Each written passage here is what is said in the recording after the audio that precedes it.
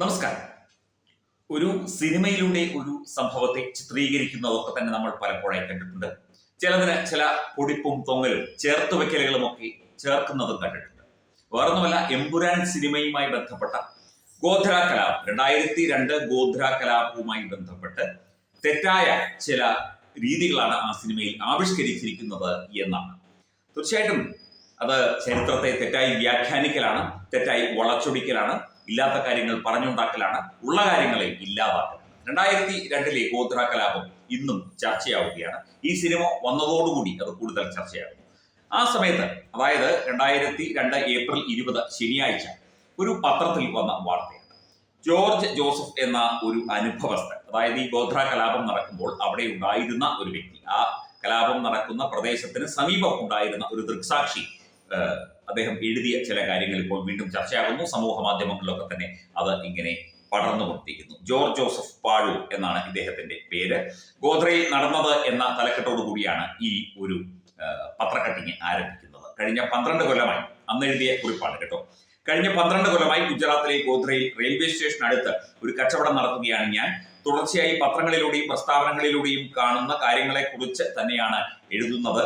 ഗോധ്ര സംഭവത്തിന്റെ ദൃക്സാക്ഷിയാണ് ഞാൻ എന്ന് അദ്ദേഹം ആധികാരികമായി തന്നെ പറയുന്നുണ്ട്. ഗോധ്രയെ കുറിച്ച് പറയുമ്പോൾ വർഷങ്ങളായി മതസ്പർദ്ധ നിറഞ്ഞു നിൽക്കുന്ന ഒരു സ്ഥലമാണ്, മുസ്ലിം ഭൂരിപക്ഷ പ്രദേശവുമാണ്.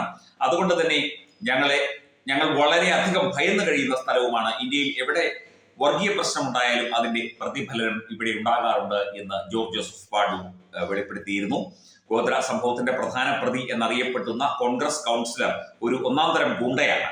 കോൺഗ്രസ് കൗൺസിലർ ഗുണ്ടയാണ്. അയാളുടെ പിണിയാളുകൾ സ്റ്റേഷൻ പരിസരത്ത് നടത്തിക്കൊണ്ടിരുന്ന അഴിഞ്ഞാട്ടങ്ങൾ പലതും നേരിൽ കണ്ടിട്ടുള്ളയാളാണ് ഞാൻ എന്ന് ജോർജ് ജോസഫ് എഴുതുന്നു. എതിർക്കാനോ പരാതിപ്പെടാനോ നിന്നിരുന്നു എങ്കിൽ ഈ കത്തെഴുതാൻ ഞാൻ ഉണ്ടാകുമായിരുന്നില്ല. സബർമതി എക്സ്പ്രസ് ആക്രമിക്കാനുള്ള പദ്ധതി മുൻകൂട്ടി ആസൂത്രണം ചെയ്തതാണ്. അതിന്റെ തയ്യാറെടുപ്പുകൾ ആഴ്ചകൾക്ക് മുൻപേ ഉണ്ടായിരുന്നതാണ്. മനുഷ്യനായി പിറന്ന ആർക്കും കണ്ടു നിൽക്കാൻ സാധിക്കാത്ത കാര്യങ്ങളാണ് അന്നുണ്ടായത്. സംഭവം നടക്കുന്ന ദിവസം ആയിരക്കണക്കിന് ആളുകൾ ബാബറി മസ്ജിദിന് അനുകൂലമായി മുദ്രാവാക്യം വിളിച്ച് റെയിൽവേ സ്റ്റേഷൻ പരിസരത്തുണ്ടായിരുന്നു. എന്തുകൊണ്ട് അവരെ നിയന്ത്രിക്കാൻ പോലീസിന് ആയില്ല? കാരണം മേൽപ്പറഞ്ഞ കോൺഗ്രസ് കൗൺസിലർ തന്നെയായിരുന്നു. പോലീസിന് പോലും അയാളെ തൊടാൻ ധൈര്യമുണ്ടായിരുന്നില്ല എന്ന് ജോർജ് ജോസഫ് വെളിപ്പെടുത്തുന്നു. കത്തിയെരിയുന്ന ട്രെയിനിന്റെ ഉള്ളിൽ നിന്ന് വെപ്രാളത്തോടെ വെളിയിൽ ചാടിയവരെ ട്രാക്കിലുള്ള കല്ലുകൾ എടുത്തെറിഞ്ഞു വീഴ്ത്തി. കൊച്ചുകുട്ടികളെ പോലും വെറുതെ വിട്ടില്ല. സംഭവ സ്ഥലത്ത് അധിക നേരം നിൽക്കാൻ സാധിക്കാത്തതിനാൽ ഞാൻ ജീവനും കൊണ്ട് ഓടുകയായിരുന്നു എന്ന് ജോർജ് എഴുതുന്നു. ഇത്രയും നിഷ്ഠൂരമായ പ്രവൃത്തി ചെയ്തവരെ ശക്തമായ ഭാഷയിൽ അപലപിക്കാനോ അവരുടെ തനിനിറം വെളിച്ചത്ത് കൊണ്ടുവരാനോ കോൺഗ്രസ് തയ്യാറാകാത്തത് എന്തുകൊണ്ട്? ദൃക്സാക്ഷിയായി ഞങ്ങളെ എന്തുകൊണ്ട് മാധ്യമങ്ങൾ ഒഴിവാക്കുന്നു? എല്ലാം വോട്ടിന് വേണ്ടി മാത്രം. ഗുജറാത്ത് പ്രശ്നങ്ങൾ കഴിയുന്നതുവരെ അവിടേക്ക് പോകാൻ ഞാൻ തയ്യാറല്ല. കാരണം ഗോധ്രയിൽ മുസ്ലിങ്ങൾക്ക് മാത്രമേ ജീവിക്കാൻ സാധിക്കുകയുള്ളൂ. അതനുഭവിച്ച ആളാണ് ഞാൻ. വർഗീയ പ്രശ്നങ്ങൾ ഉണ്ടാകുമ്പോൾ മുൻവിധി നമ്മല്ല, യഥാർത്ഥ പ്രശ്നങ്ങൾ അന്വേഷിച്ചറിയണം എന്ന് പറഞ്ഞുകൊണ്ട് അതിന്റെ അവസാന ഘട്ടത്തിലേക്ക് ജോർജ് ജോസഫ് എത്തുകയാണ്.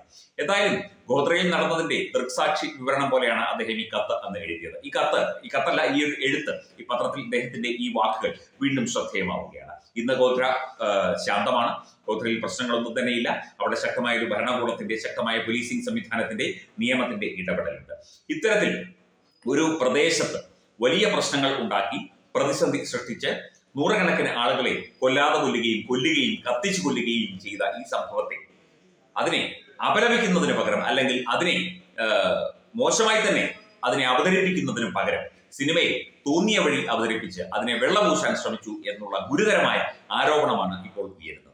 ഈ കാലത്തിപ്പോൾ സമൂഹ മാധ്യമങ്ങളിലൂടെ ഈ എഴുത്ത് ഇപ്പോൾ പ്രചരിക്കുന്നുണ്ട്. അവിടുത്തെ ദൃക്സാക്ഷിയായ ഈ ജോർജ് ജോസഫ് വ്യക്തി, അദ്ദേഹം ഇപ്പോൾ എവിടെയാണെന്ന് നമുക്കറിയില്ല. അദ്ദേഹം ഗുജറാത്തിലുണ്ടോ ഗോധ്രയിലുണ്ടോ എന്നറിയില്ല. എന്തൊക്കെയായാലും ശരി, ഇദ്ദേഹത്തിന്റെ ഈ എഴുത്ത് ഇപ്പോൾ സമൂഹ മാധ്യമങ്ങളിലൂടെ വൈറലായി.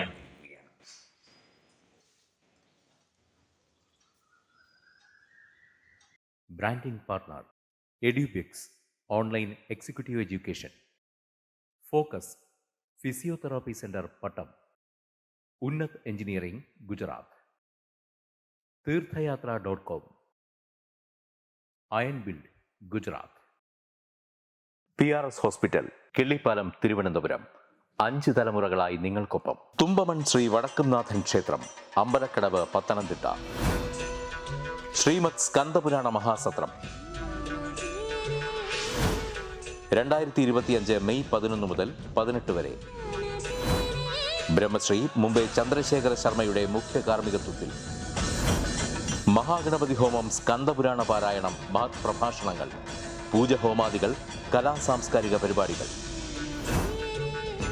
സത്രയജ്ഞ കർമ്മങ്ങളിലേക്ക് എല്ലാ ഭക്തജനങ്ങളുടെയും സാന്നിധ്യവും സഹകരണവും സാദരം അഭ്യർത്ഥിക്കുന്നു. മഹാസത്രവേദിയിൽ മെയ് 18 പഴനി അരുൾമിക ദണ്ഡായുധപാണി സ്വാമി ദേവസ്ഥാന അർച്ചക സ്ഥാനികർ ശ്രീസെൽവ സുബ്രഹ്മണ്യ ശിവശാരിയാരുടെ മുഖ്യ കാർമ്മികത്വത്തിൽ നടക്കുന്ന അതിശ്രേഷ്ഠവും സർവൈശ്വര്യദായകവുമായ സ്കന്ദഹോമം. സ്കന്ദ മഹാപുരാണ സത്രത്തിന്റെ ആദിമധ്യാന്തമുള്ള സമ്പൂർണ്ണ തത്സമയ കാഴ്ച തത്വമയി നെറ്റ്വർക്കിൽ.